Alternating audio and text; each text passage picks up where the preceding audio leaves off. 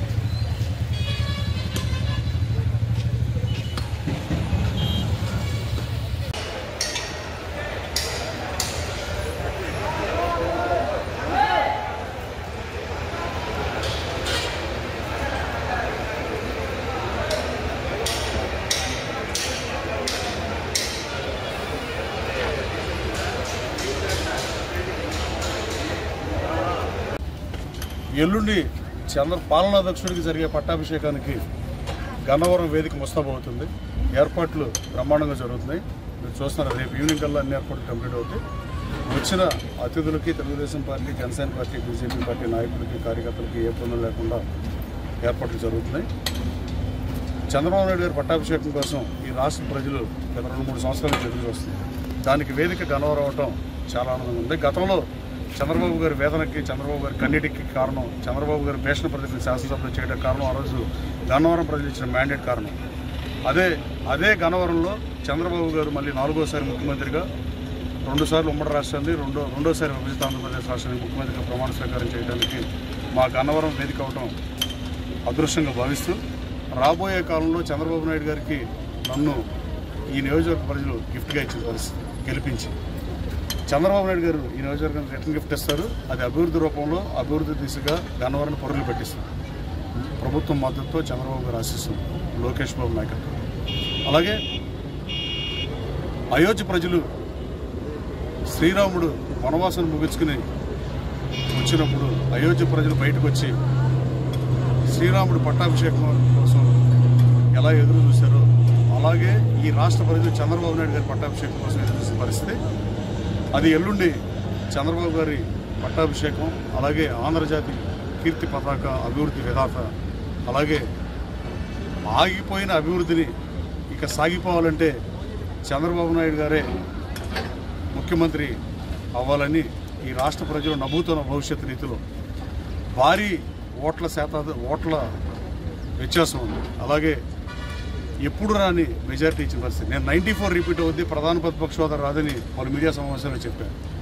దానికన్నా ఎక్కువగా మెజారిటీ సీట్లు, మెజారిటీ ఓట్లు ఇచ్చిన ఆంధ్రప్రదేశ్ రాష్ట్ర ప్రజలకి, అలాగే గన్నవరంలో ఎప్పుడు లేనంత మెజారిటీ ఇచ్చి నన్ను శాసనసభకి ఎన్నుకున్న గన్నవరం ప్రజలకి నమస్కారం తెలియజేస్తున్నాను. నేను ఆ రోజే జగన్మోహన్ రెడ్డి గారికి చెప్పాను, గన్నవరం ప్రజలు నాకు అన్యాయం చేయరు, నీ రాజకీయ అపాయింట్మెంట్ నాకు అక్కర్లా, గన్నవరం నుంచి నువ్వు పులివెందు నుంచి శాసనసభకు వస్తావు, నేను గన్నవరం నుంచి శాసనసభకు వస్తాను, శాసనసభలో నేను కలుస్తానని చెప్పాను. నేను చేసిన ప్రతిజ్ఞను కూడా నెరవేర్చిన గన్నవరం నియోజక ప్రజలకి సెల్యూట్ చేస్తున్నాను. అలాగే రాబోయే కాలంలో గన్నవరం నియోజకవర్గాన్ని అభివృద్ధి దిశగా ముందుకు తీసుకెళ్తాం. గన్నవరంలో ఎయిర్పోర్ట్ ఉండటం భౌగోళికంగా గన్నవరం నియోజకవర్గానికి కలిసి వచ్చే అంశం.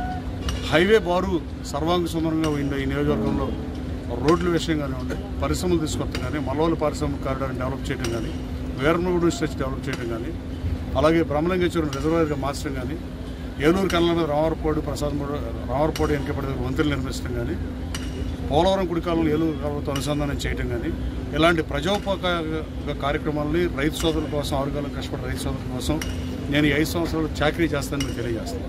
అలాగే గన్నవరం ప్రజలు ఎవరైతే మ్యాండేట్ ఇచ్చి ఆ రోజున చంద్రబాబు గారికి వేదన మిగిల్చారో అదే గన్నవరం ప్రజలు నన్ను చంద్రబాబు గారికి గిఫ్ట్గా ఇచ్చారు. ఈ నియోజకవర్గాన్ని నేను కూడా 5 సంవత్సరాలు ఈ నియోజకవర్గ ప్రజలకి అభివృద్ధి ధ్యేయంగా, ప్రజల అవసరాలే లక్ష్యంగా వాటిని తీరుస్తాకి ప్రజోపకార కార్యక్రమాలు చేయడానికే నా 5 సంవత్సరాల పదవీ కాలం వినియోగిస్తానని మీకు తెలియజేస్తాను. Thank you.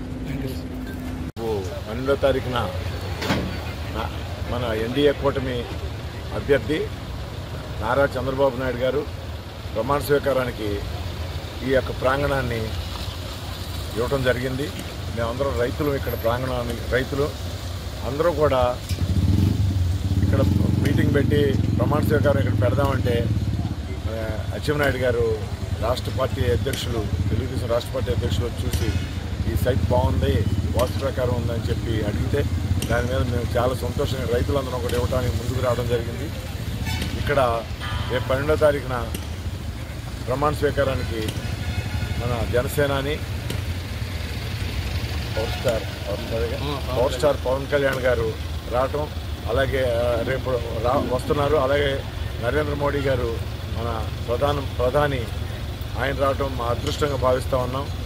ఇక్కడ అలాగే మా ఊర్లో గన్నవరం నియోజకవర్గం కేసరపల్లి గ్రామంలో ఈ యొక్క సభా వేదిక, ప్రమాణ స్వీకార వేదికని ఏర్పాటు చేసుకోవడం, అది కూడా మా యొక్క భూముల్లో పెట్టుకోవడం మేము ఇవ్వటం మేము ఒక అదృష్టంగా భావిస్తున్నాం.